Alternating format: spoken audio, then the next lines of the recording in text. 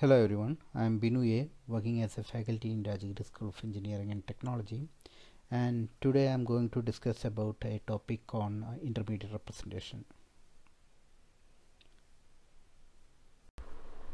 Before we start, we may consider the relevance of intermediate representation. A compiler means which is an application which converts your source language into a target assembly language format. That is, during that process it has to undergo lexical analysis, it has to undergo syntax analysis, then semantic analysis, and you will be getting an intermediate representation. That intermediate representation is given for code optimization, and finally you can see that your assembly code is generated by assembly code generation phase. So here, if you consider this slide, the entire phases have been converted in or divided into two. That is known as front end, which is more or less related to the higher level language rules, and second one back end, which is more or less related to the target architecture. And front end and back end is connected with the help of intermediate representation. That means your front end always accepts source language as the input and it emits intermediate representation as the output, and your backend always receives or accepts intermediate representation as the input and it emits assembly language as the output. So now we'll consider what is exactly an intermediate representation and what is the relevance of intermediate representation. So an intermediate representation is a representation of a program between the source and target languages. So consider this slide. So here you can see that we have listed out some of the features of higher level language. That is, higher level language can accommodate a complex statement. That is, complex statement means it consisting of a combination of addition, subtraction, division. Otherwise you can go for a complex conditional statement where before performing the condition it has to compute, it has to perform an arithmetic operation. So these features are actually part of higher level language. But when you consider assembly language format, assembly language always supports only one operation at a time. You just verify the given information in the assembly language format section. That is, here we can have perform addition, here we can perform subtraction, here we can perform division. But as a whole, it won't support the complex statement which we have represented in the higher level language. So how to solve that one? That is, higher level language, the programmer writes complex statements, and at the lower level language format it supports only a simple operations. So there should be some mechanism to convert the complex statement into simple arithmetic equations or arithmetic format.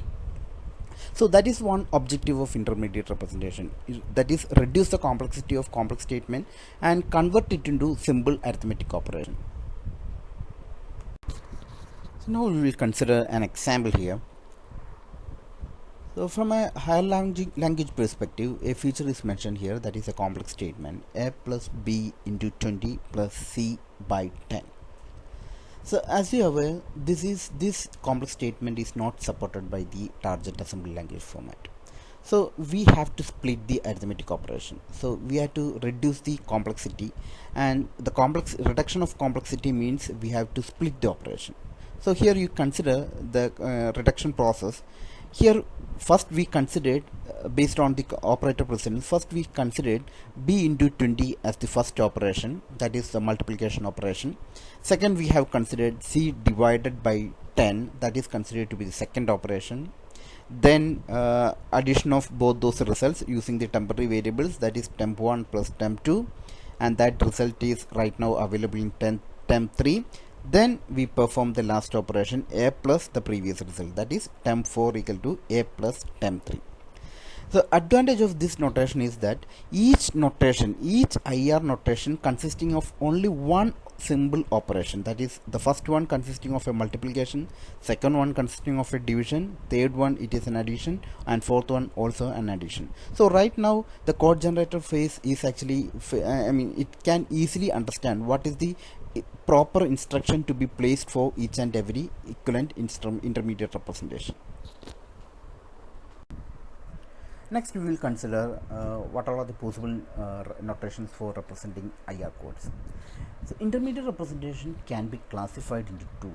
One is actually known as tree-based approach, and the second one is known as linear intermediate representation approach.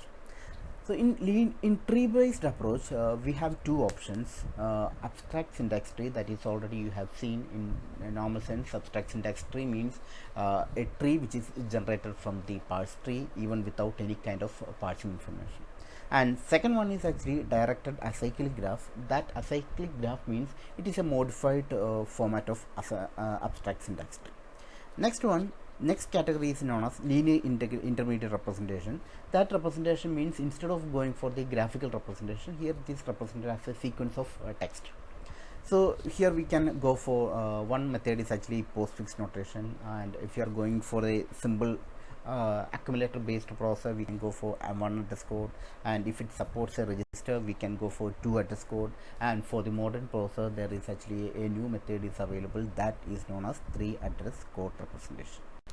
As I mentioned earlier, a directed acyclic graph is a modified version of abstract syntax tree, where subtree duplications such as common sub-expressions are identified and shared.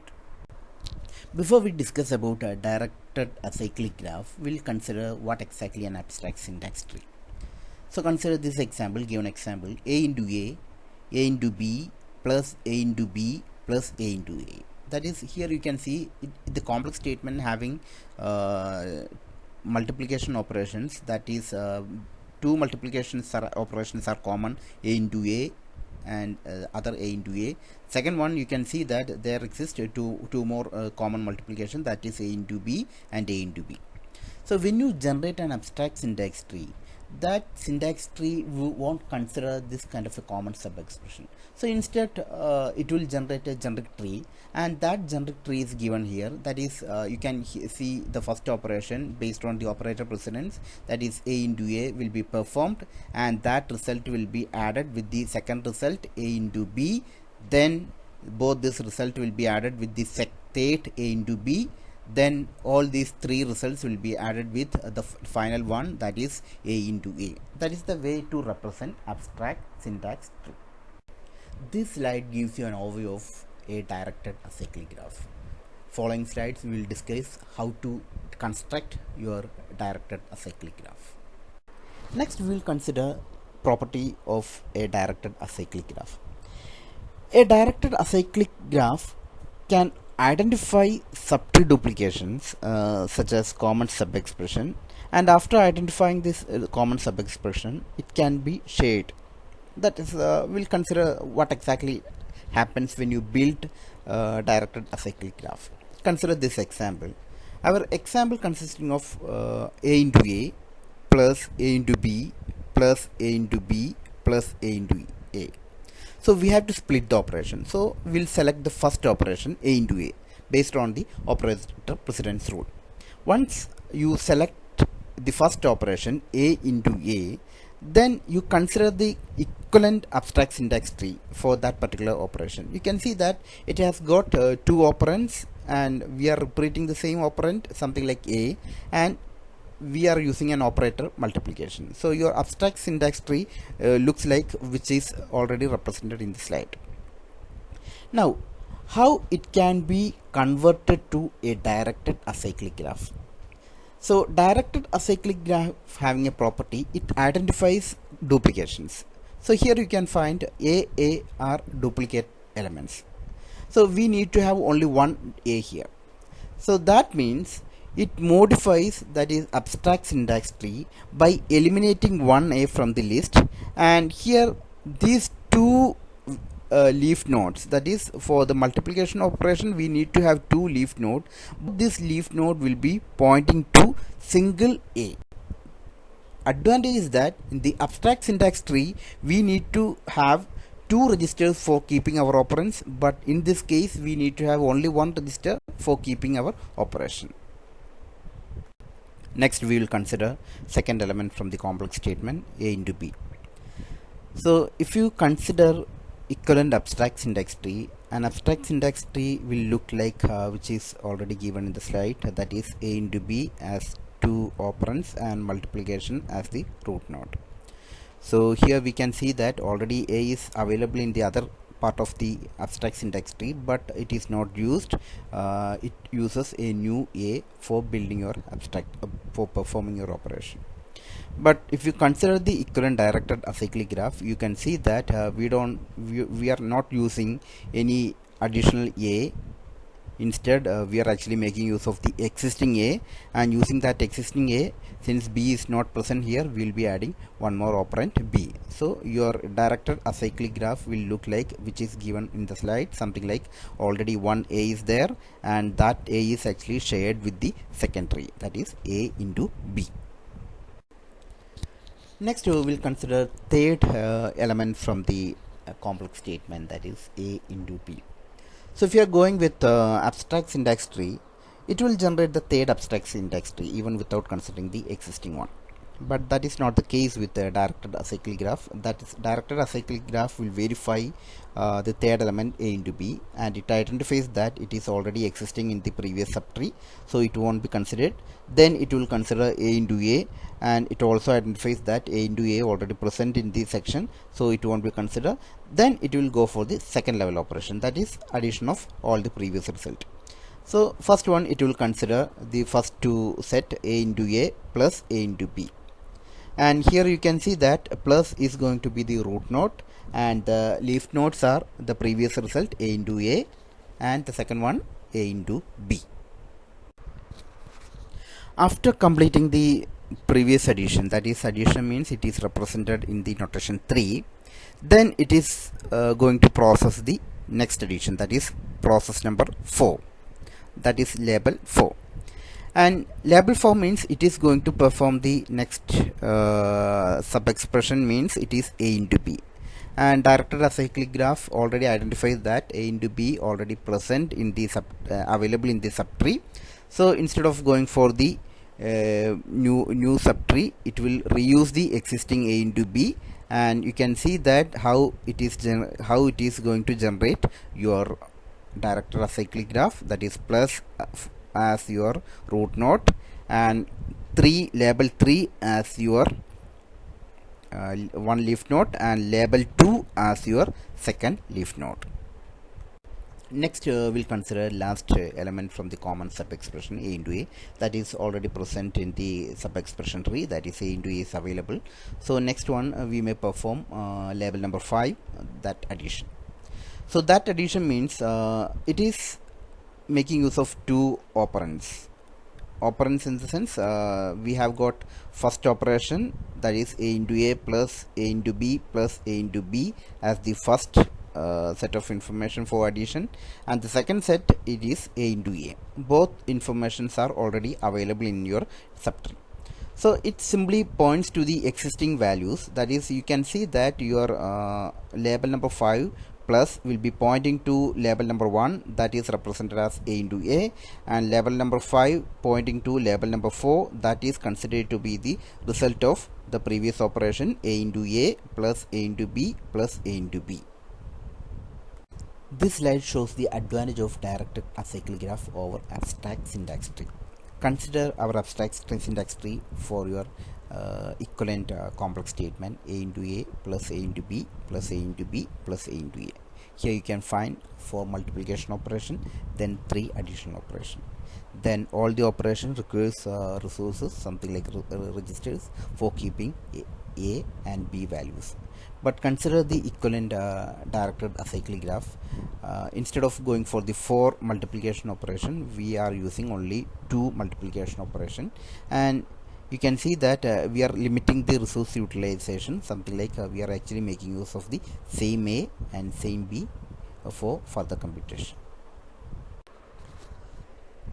Next, we are going to discuss about the second method, that is known as linear intermediate representation. So we have two options. So one option is actually postfix based notations, and second one is actually address based notations. So when you consider address based notation, so we can have three options. One is one address based, that is if you have only one accumulator in the processor architecture, then we can go for one address model. Then if you have got registers as well as accumulator, then we can go for two address architecture. Then for the modern process, we can go for the three address architectures. In linear intermediate representation, most commonly used method is three address code. So three address code, from the name itself, you can understand what is basically linear three address means. In three address representation, maximum you can make use of three operands. That is, in a three address code instruction, it has the form which is given here: x equal to y op z. That is, if your operation is actually binary operation, then you can make use of two operands y and z, and the third operand means x, that will be keeping the result of previous operation. So you can see that x, y, z are names or identifiers, or it could be a constant, or it could be a temporary variable, whereas operand means it could be an operator, something like a binary operator, or it could be a unary operator. If you are using operator, we can avoid one operand from the given statement. That is, you can go for op y, and that result can be stored to variable x. In linear intermediate representation, most commonly used method is three address code format. So here we are actually consider how a statement can be converted to three address code format. In general, intermediate representation means the primary objective is to reduce the complexity of a complex statement. So as per that particular property, we'll consider our how we can convert our statement into a simple three address code format. So three address code means it has to maintain a property that something like x equal to y op z if it is a binary operation. So three address, our given complex statement having a huge number of operations. We have got multiplications and we have got additions. So as per the three address code format, it permits only one operation at a time. So we'll split the operation. First we'll select first element from the given statement, that is a into a, and that will be represented as three address representation, that is given here: t1 equal to a into a. That is, a into a, it is taken from the previous given complex statement, and the result should be stored to a third variable. And since third variable is not available right now, so we are actually using a temporary variable t1, and temporary variable t1 will be keeping track of the previous result, that is the computation result a into a. Then the second element is actually a into b. Same operation can be applied, that it requires a temporary variable t2, so t2 equal to a into b. Then the third element is actually a into b. So here right now we are not applying any common sub-expression elimination, so we can select the third operation, t3 equal to a into b. Then fourth one, that is a into a, that here again we are not applying the common sub-expression elimination, that happens after generating the intermediate representation. So you have got t4 equal to a into a. So we have splitted our complex operation into simple operation based on our three address code format, that is t1 generating the output for the first a into a, t2 generating the output for the a into b, and t3 will give you the result for a into b, and t4 giving the output for a into a. So we have completed our primary operations. Then we have to perform the addition. So performing the addition, we'll be making use of the values in our temporary variables. So for the first addition, we can make use of the values t1 plus t2, that is the result of a into a plus first result of a into b will be utilized, and the result will be stored to a newer temporary variable, that is t5. Similar to that, second addition operation can be performed, that is T5, the previous result, with temporary variable 3, that is holding the value of second A into B. Then you can perform the final operation, that is T7, that is T7 equal to previous result, that is T6 plus T4. T4 means second A into A operation, that is fourth element from the complex statement. So that will give you the final result for the entire complex statement. Advantage is that we have splitted the entire operation and converted our notations into three-address code format. If the variable is not present, we have the option to place one temporary variable, and making use of that temporary variable, we have developed a three-address format for our complex statement. Next one, we'll be discussing about how to represent three-address code format. That is exactly what are the possible data structure which can be extended for three-address code format. So for us, we are actually discussing only three. The one method is actually quadruple, one method to keep your three-address code format. Then we have got a triple, another method, and we have also got a modified triple, that is known as indirect triple. Next, we will be discussing about different data structures used for three-address code format. So first one is quadruple. So quadruple having 4 fields to implement a three-address format. The structure contains first field operator, second field argument 1, third field argument 2, and fourth field result. The first field operator denotes the op field in the three-address representation. Second and third fields, argument 1 and argument 2, represent y and z in the given three-address representation, and result field represent the result of the three-address representation, that is x, and that is placed in the result section.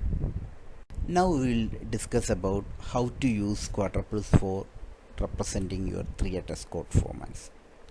So consider our complex statement A equal to B plus C into D.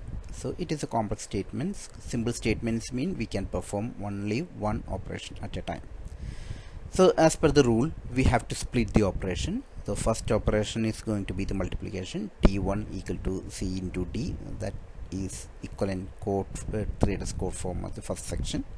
Then you can perform T2 equal to B plus T1, that is, it is also making use of two operands B and T1, and the result will be stored to a temporary variable T2.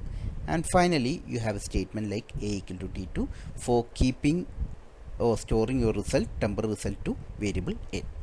So consider this is going to be your three-address representation, and we'll see how it can be placed in a quadruple format.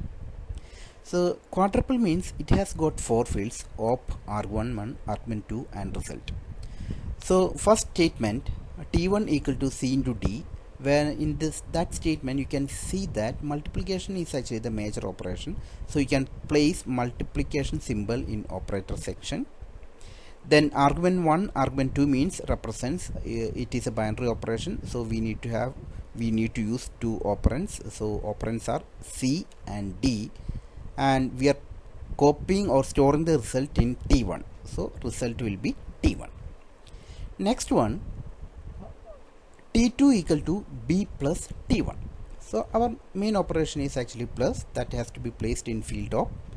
Our arguments are B and T1. B is a normal variable which is taken from the user program, and T1 is actually a temporary variable, so we have placed B and T1, and we are expecting result in T2, so result is equal to T2.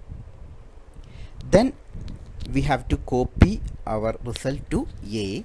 For that we are actually going to perform equal to as main operation, and here we have got only one operand, so we are placing only one argument T2, and your result will be placed available in A. So that's why A is placed at result section. So this is actually performed before optimizing the intermediate representation. So the quadruple for your statement will look like something which is given in the slide. Triple. Triple is a data structure which is used to represent three-address code. It is almost similar to quadruple. In quadruple you can find 4 fields, but in triple you can find only 3 fields. That is, one field representing op, second field representing argument 1, and third field representing argument 2. That is, if you have got a 3-address representation, something like x equal to y op z, your y will be represented in argument 1, your z will be placed in argument 2, op will be placed in the first column op. But you cannot find a notation for keeping or a field for keeping your value x. So instead of adding a new field in triple, it is making use of the position number. That is, here you can find a new position number 0. That position number 0 means it maps to value x. That is, if you are using the same sub expression for further computation, instead of providing the value y or z or x, you can simply place that particular position number. That is triple. Now we will discuss about how to represent 3-address codes in triple format. So consider our example. Our example contains a statement a equal to b plus c into d. That is a complex statement. So that complex statement should be splitted into simple statement. So you can see that the simple statements are t1 equal to c into d, t2 equal to b plus t1, and a equal to t2. So one thing you have to notice, in triple we don't have any result field. So instead of going for the result, we are always making use of the position of that particular expression. So consider this case as our input t1 equal to c into d, t2 equal to b plus t1, and a equal to t2. So now we'll consider how it can be placed into the triple table. So triple contains 3 fields, op, argument 1 and argument 2. So if you consider the first statement, the main operation is actually multiplication. Multiplication should be placed in the operator field. Then argument 1, argument 2 will be filled with values c and d. Second one, t2 equal to b plus t1. There is actually one critical element, that is t1, that is temporary result which is taken from the previous computation. But in triple we are actually not tracking any temporary values. So we'll see how it is placed in our triple table. So first one, your operator should be placed, that is plus placed in the table. Then we'll place our value b, that is argument 1b. Then you have to place the second argument t1. But here we don't have any temporary values in the triple table. So instead of going for the temporary result, right now we are actually making use of the previous statement notations. Notation in the sense we'll be using the position numbers. So the previous one, that is c into d, placed at position number 0. So 0 can be used as the second argument. It indicates that here we can make use of the previous result. So your notation will be plus argument 1b, argument 2, position number 0. Then the third statement, a equal to t2, operation is actually equal to operation, and you are trying to copy the result from temporary t2 to variable a. So argument 1 is going to be a, and t2 we don't have any temporary variable here.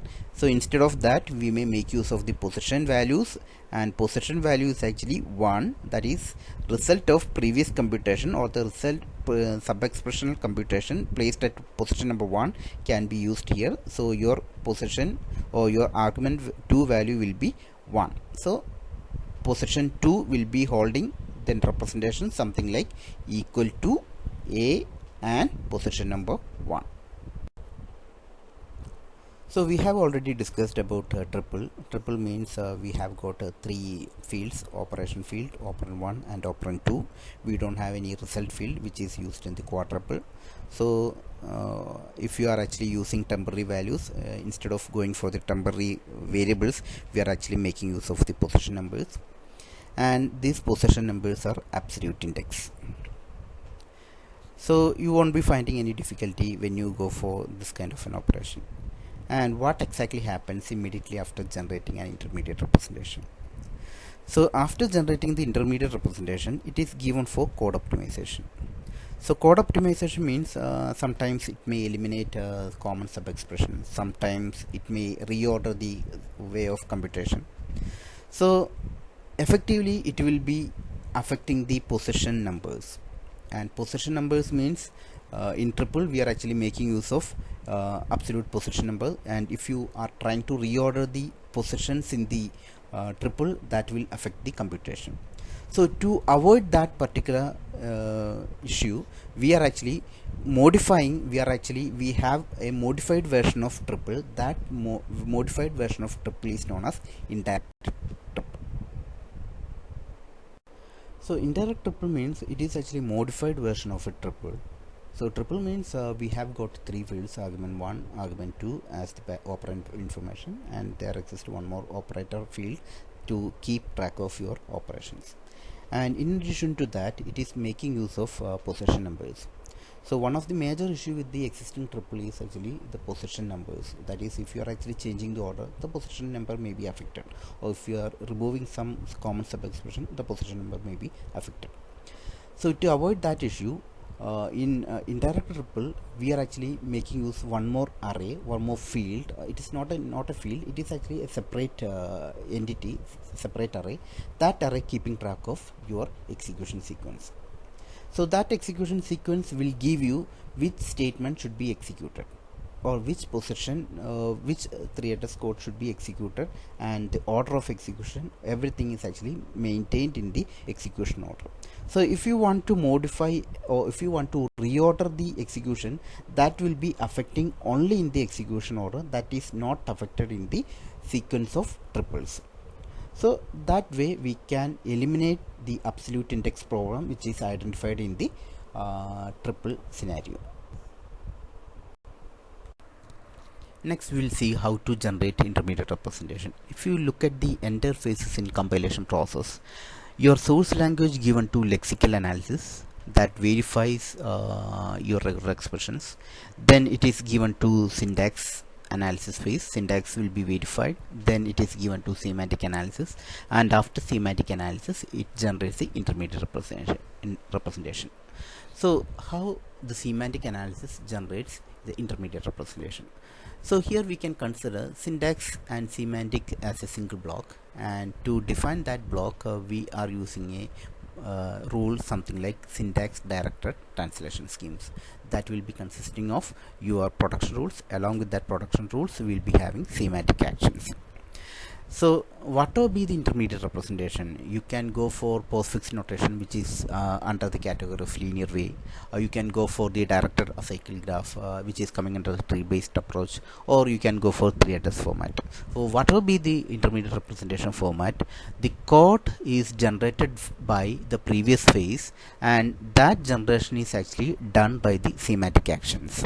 So here one example is given here, and this one gives you an overview of how your arithmetic expression can be converted to an intermediate representation. That is, here the intermediate representation means it is a 3-address code format.